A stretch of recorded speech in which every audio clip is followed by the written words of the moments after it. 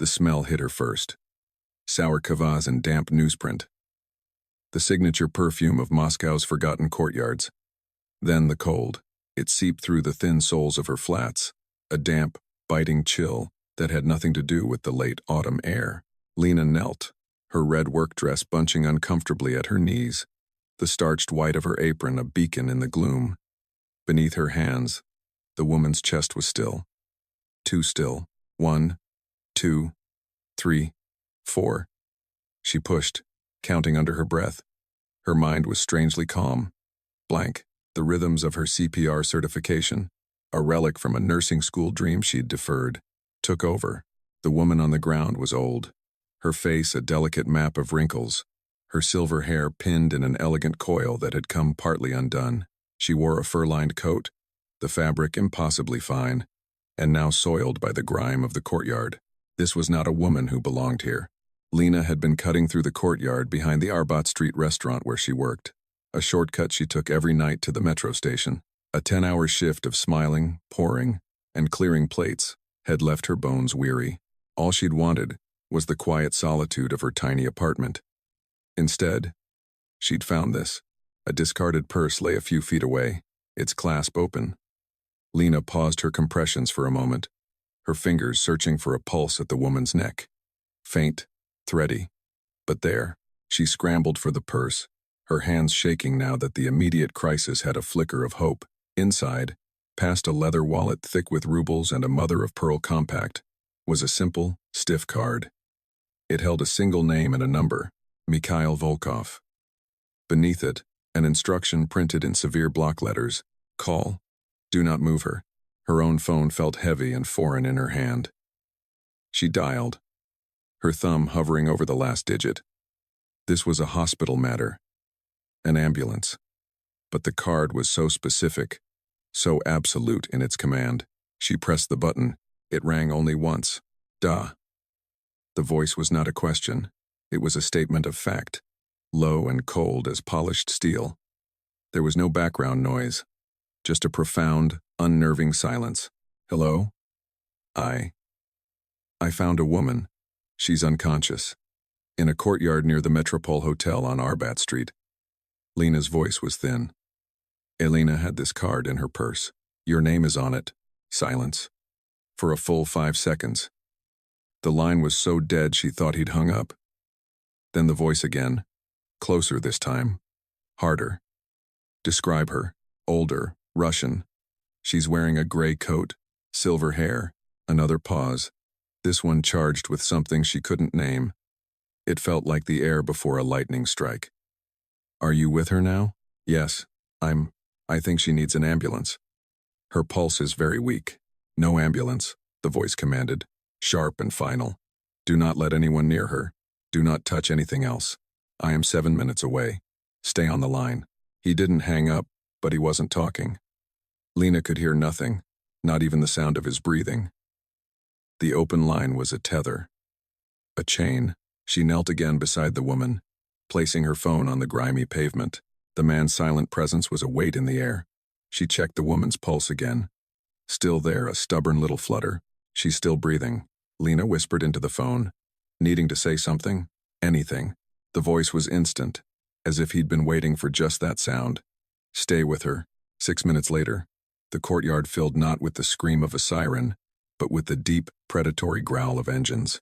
2 black Mercedes sedans, their windows tinted to an absolute mirrored black, slid to a halt at the mouth of the courtyard. Blocking it completely, they moved with a silent, synchronized grace that was more terrifying than any siren. Men in dark, severe suits emerged. They didn't run.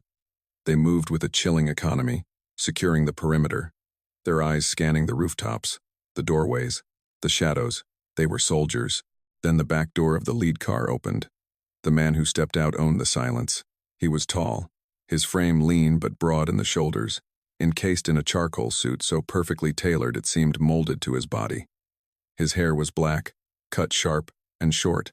He moved like the world owed him space, and the world paid its debt. As he stepped into the dim light, she saw the details. The glint of a platinum watch, the edge of intricate dark ink, a wolf's snarling muzzle, curling above the crisp white collar of his shirt and at his wrists. This was Mikhail Volkov. He didn't look at the woman on the ground. Not at first. His eyes, dark and flat as obsidian, found Lena. They held no warmth, no gratitude, no panic. They held only assessment. He scanned her from her worn-out flats to her tired eyes, taking in the red dress, the stained apron, her black skin, her very presence in his world. It was like being weighed and measured by a predator. Only after he dismissed her as a threat did his gaze drop to his mother. The cold mask of his face didn't crack, but something shifted in his stillness. A tension coiling in his shoulders. He knelt beside his mother in one fluid motion, his expensive trousers brushing the filth of the courtyard without hesitation. His long, elegant fingers went to her throat, checking the pulse Lena had been so desperate to find. "She wasn't breathing when I found her," Lena said, her voice barely a whisper. "I performed CPR." He looked up at her then. And for the first time, she saw a flicker of something behind the cold facade. It wasn't gratitude. It was a dark, dangerous curiosity. He looked at her hands, then back at her face. One of his men approached, speaking in low, deferential Russian. Mikhail responded with a single sharp word. The man gave a curt nod and retreated. A different team of men appeared. These ones with a gurney and medical equipment. They worked with the same silent, terrifying efficiency, loading his mother onto the stretcher. It was not a city ambulance crew. It was his. Mikhail rose to his feet. He stood over Lena, a towering shadow against the city's glow. "You will come with us." It was not a request. It was an order. I have to get home," she stammered, the absurdity of the protest dying on her lips even as she said it. "That is no longer your concern," he said, his voice flat. He turned and walked toward his car, not looking back, utterly certain she would follow. One of his men gestured for her to get in the car behind Mikhail's. The door was held open. The interior was black leather and the scent of cedar and cold steel. She hesitated for a single heartbeat. She could run, scream, but the way the men watched her, their faces impassive, their hands never far from the jackets of their suits, told her it was pointless. She was a witness, a loose thread, and Mikhail Volkov did not leave loose threads. She slid into the car. The door closed with a heavy, final thud, sealing her in with the silence and the smell of expensive leather. As the car pulled away, she watched her ordinary life, the restaurant, the metro station, the walk home disappear in the rearview mirror. What she did not know yet was that it was gone for good. They didn't go to a hospital. The Mercedes sedans bypassed the sprawling city medical centers and instead descended into the subterranean parking garage of a sleek, anonymous skyscraper in Moscow City. The building was all dark glass and unforgiving steel, a monument to corporate power.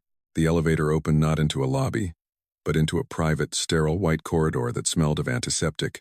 A silent, nodding doctor in a white coat met them, leading the gurney away into a room Lena couldn't see. She was guided to a different room. It was more of a luxury suite than a waiting area, with a low sofa, a minimalist table, and a single vast window showing a breathtaking panorama of the Moscow skyline. The city lights glittered like a web of fallen stars. A guard, silent as a statue, stood outside the closed door. She was a prisoner in a very expensive cage. She waited. For how long, she wasn't sure. Time stretched and warped in the silent, temperature-controlled room. She was still wearing her work uniform, the white apron now smudged with courtyard grime, a stark reminder of the world she'd been snatched from. When Mikhail finally entered, he had taken off his suit jacket. He wore a white shirt, the sleeves rolled up to his forearms, revealing the dense, artistic sprawl of his tattoos. Orthodox crosses with skulls at their base, snarling wolves, and 8-pointed stars on his knuckles coiled around his skin. The ink was a part of him, a second skin of power and violence. He didn't speak. He walked to the window, his back to her, and stared out at the city. His city. "Tell me everything," he said, his voice quiet, but it filled the room. "From the moment you entered the courtyard. Do not omit a single detail." Lena recounted the story, her voice steady despite the tremor in her hands. She described the smell, the position of the body, finding the purse, the card, the call. She told him about the CPR. the faint, thready pulse. She tried to remember anything else, a sound, a shadow, but there was nothing. He listened without moving, his reflection a dark silhouette against the glittering city. You are a waitress. Yes, but you know CPR. I had some medical training a long time ago. He turned from the window, his eyes pinning her to the sofa. Why did you stop? The question was personal, invasive. It was also a test. She met his gaze. Life got in the way. He seemed to accept this. He walked over to the table and poured 2 glasses of water from a pitcher. He set one down in front of her. His movements were deliberate, precise, surgical. The men who did this, he said, his voice dropping lower, colder. They wanted to send a message. They thought a simple street mugging would be enough to stop her heart. She has a condition. That was the first crack, the first hint of a wound. He spoke of his mother's fragility with a raw, controlled fury. The shame of a man who controlled an empire but couldn't protect the one person who mattered from a fall in a filthy courtyard. Your quickness, he continued, his eyes fixed on the glass in his hand, prevented that message from being delivered. You interfered. I was trying to save her life. You did more than that, he said, and the words hung in the air between them, heavy with unspoken meaning. You have made yourself a part of this. They may have been watching. They may have seen you. The implication was clear. She was no longer just a witness. She was a target. The door opened, and the doctor from earlier entered, nodding his head to Mikhail. They spoke in rapid, hushed Russian. Lena couldn't understand the words, but she understood the tone. Grave. Mikhail's posture stiffened, his jaw tightening. The doctor left, and the silence that returned was heavier than before. She is stable, Mikhail said finally. The doctors say the first few minutes were critical. He didn't finish the sentence. He didn't need to. He looked at Lena, and for a fleeting second, the mask of the unfeeling Bratva boss was gone. In its place was the face of a son who had almost lost his mother. It was the most vulnerable he had allowed himself to be, and it vanished as quickly as it appeared. He cleared his throat. A meal will be brought for you. You will stay here tonight. It is the safest place for you. Later, a tray arrived with food more exquisite than anything served at her restaurant. There was also a set of clean clothes, a simple black sweater and trousers. It was a gesture of care so subtle it was almost deniable. But it was there. He was keeping her safe, but he was also keeping her close. Sleep wouldn't come. Lena stood at the window, watching the endless flow of traffic on the highways below. She could leave, sometime in the night. A guard change or a moment of inattention might give her an opening. She could run, disappear into the city's vast anonymity, get on the first plane back home. It was the smart thing to do, the sane thing to do, but the image of the old woman's fragile face haunted her, and the flicker of raw humanity she'd seen in Mikhail's eyes held her in place. She thought about a detail she had forgotten, something she'd dismissed as unimportant. Just before she'd entered the courtyard, she'd seen a man leaning against the wall at the far end, smoking. He'd glanced at her and then looked away, melting into the shadows. She had thought nothing of it. Now, it felt like everything. She made a choice. She wasn't going to run. She was going to help. The next morning, she asked to speak with Mikhail. When he arrived, she told him about the man. She described his jacket, his posture, and one other thing. On the back of his hand, as he lifted the cigarette to his lips, she'd seen a tattoo, a flash of dark ink. What was it? Mikhail's voice was sharp, urgent. A flower, she said. A black thistle. Mikhail went utterly still. The air in the room seemed to crystallize. The name of his rivals, the Petrov Bratva, was never spoken, but she saw their name in the lethal certainty that settled in his eyes. He knew exactly who it was. He looked at her, his gaze intense, searching. He was reevaluating her, seeing her not as a waitress who got in the way, but as something else. An asset. A weapon. He stepped closer, invading her space. He was so near she could feel the heat radiating from his body, could smell that scent of cedar and something else, something like cold smoke. Lena, he said.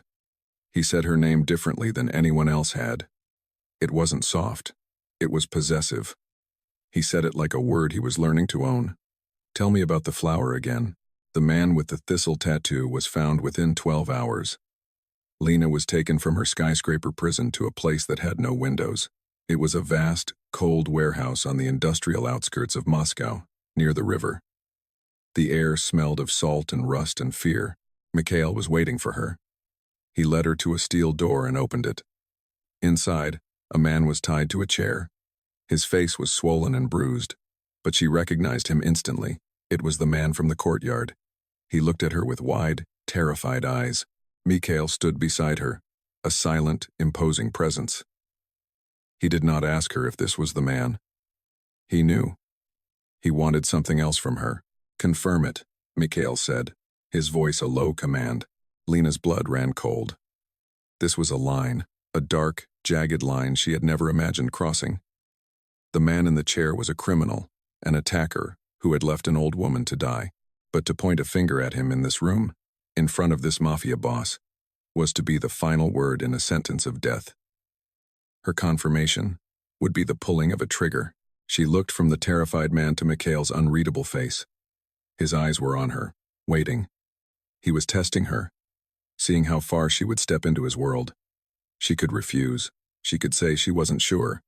But that would be a lie. And in this world, she suspected a lie was more dangerous than the truth. She thought of his mother, frail in a hospital bed. She thought of the cold calculation of the attack. She took a slow breath, the metallic air burning her lungs. She met Mikhail's gaze and gave a single, deliberate nod. That's him. A change passed over Mikhail's face, a flicker of dark approval. He had his confirmation. He placed a hand on the small of her back, a gesture that was both a steadying touch and an act of possession, and guided her out of the room. The steel door closed behind them, shutting out the man's muffled sobs. She had crossed the line. She could never go back. The retaliation was swift and brutal. The Petrov Bratva were not a family that took losses lightly. 2 days later, as Lena was being moved to a different safe house, the convoy was ambushed. It happened in a blur of screeching tires and shattering glass. Their car was rammed from the side, sending them spinning across the rain-slicked street. Before the car even stopped moving, the world erupted in gunfire. In that first chaotic second, Mikhail moved. He didn't shout or panic. He reacted with the fluid precision of a man born to violence. He threw himself over her, his body a hard, unyielding shield, pushing her down onto the floor of the car. The weight of him was immense, absolute. His scent, cedar and smoke, filled her senses, a strange anchor in the storm of noise and fear. "Stay down," he grunted, his voice a low growl in her ear. She could feel the vibration of it through his chest, through the space under the seat. She saw flashes of muzzle fire. She saw Mikhail's men moving outside, efficient and lethal. Mikhail himself drew a handgun from inside his jacket, the movement so smooth it was like he was retrieving a pen.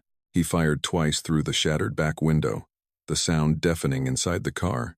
A bullet punched through the door beside her head. So close she felt the displaced air on her cheek. She flinched, a cry catching in her throat. Mikhail's arm tightened around her, holding her in place. He was a wall of muscle and resolve between her and death. A strange, terrifying calm washed over her. In the middle of a firefight, she felt protected. It was over as quickly as it began. The gunfire stopped, replaced by the sound of rain hissing on hot metal, and the distant wail of sirens that would never arrive. Mikhail slowly pushed himself off her. "Are you hurt?" he asked, his eyes scanning her with an unnerving intensity. "No," she whispered, her voice tight.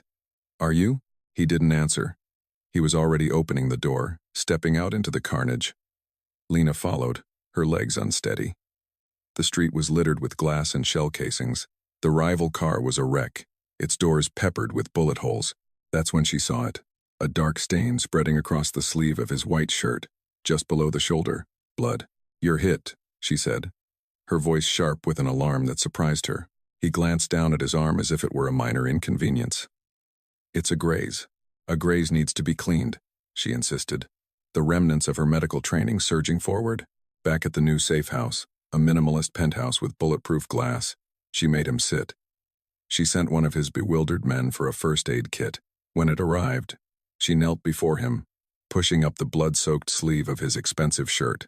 The bullet had torn a shallow furrow through the flesh of his bicep. It was clean, but it was deep. Her hands were surprisingly steady as she worked, cleaning the wound with antiseptic. He sat perfectly still, watching her. His usual mask of cold control was gone, replaced by a raw, unguarded focus. He wasn't watching his wound. He was watching her. The silence in the room was thick, charged with everything that had happened. The courtyard, the warehouse, the firefight. "You should have run when you had the chance," he said, his voice a low rasp. She didn't look up from her work, concentrating on taping a sterile bandage over the wound. "I know. Why didn't you?" She finished securing the bandage, her fingers brushing against his warm skin. She finally lifted her head, her eyes meeting his. "I told myself it was because of your mother," she said, her voice quiet but clear. "I was lying to myself. It was a confession, not of love, not of affection, but of something far more dangerous and honest. An admission of the invisible, powerful tether that now bound them together. Acknowledging it was a risk, a gamble with a man who dealt in absolutes." He held her gaze, and she saw a storm of conflict in his dark eyes. He was a man who lived by a strict code of honor and discipline, a man who kept the world at arm's length, and she, a stranger from another world, had somehow breached his defenses. The enemy, having failed to kill him, now saw a new path to victory. They had seen her in the car. They had seen him shield her. They had identified his new vulnerability. The war was no longer about territory. It became about her. The attack on the penthouse came at dawn. They were smarter this time, quieter. They didn't come with guns blazing. They came like ghosts, disabling the external security systems, rappelling down from the roof. Lena awoke to the sound of breaking glass. Not an explosion, but a soft, sharp crack. Mikhail was already on his feet, moving toward the door of the bedroom, the gun from the car already in his hand. "Stay here," he commanded. "Barricade the door." But Lena knew they were coming for her. This was her fault. She was the weakness they were trying to exploit. She would not be a passive victim waiting for rescue.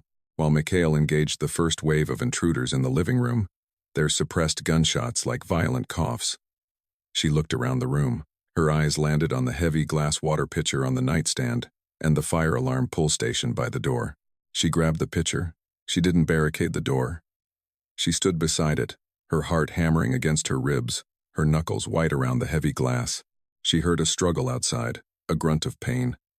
One of the attackers was trying to flank Mikhail, coming for the bedroom. The door handle turned. As the door swung inward, she didn't hesitate. She swung the heavy pitcher with all her strength, smashing it against the side of the intruder's head. He crumpled to the floor with a groan, dropping his weapon. Without a second thought, Lena ran past him, not toward Mikhail, but toward the fire alarm. She pulled the lever. The penthouse erupted with the deafening shriek of the alarm and the flash of strobe lights. It wouldn't bring the fire department. Mikhail's security was too sophisticated for that, but it would trigger every internal lockdown protocol. Steel shutters slammed down over the windows. Internal doors began to lock. It created chaos, confusion. It changed the battlefield. She had taken their quiet surgical assault and turned it into a loud, messy trap. She turned back to see Mikhail finishing off the last intruder in the living room with a brutal efficiency that stole her breath. When it was over, he stood in the flashing red light of the alarm, his chest heaving, a fresh cut bleeding on his cheek. His eyes found her across the room. He ignored the bodies, the damage, the blaring alarm. He walked directly to her, his steps certain and unwavering. He stopped just before her, his large frame blocking out the flashing lights. He reached up, his hand surprisingly gentle as he cupped her face, his thumb brushing over her cheekbone. "They came for you," he said, his voice rough. "They thought you were my weakness." He paused, his dark eyes holding hers, searching for something she couldn't name. "They were wrong. You are my reason." It wasn't a declaration of love. It was something more profound in his world. It was an acknowledgement, a statement of fact, a claim. In the chaos and the aftermath of violence, he was rewriting his code, and she was the new, unassailable clause.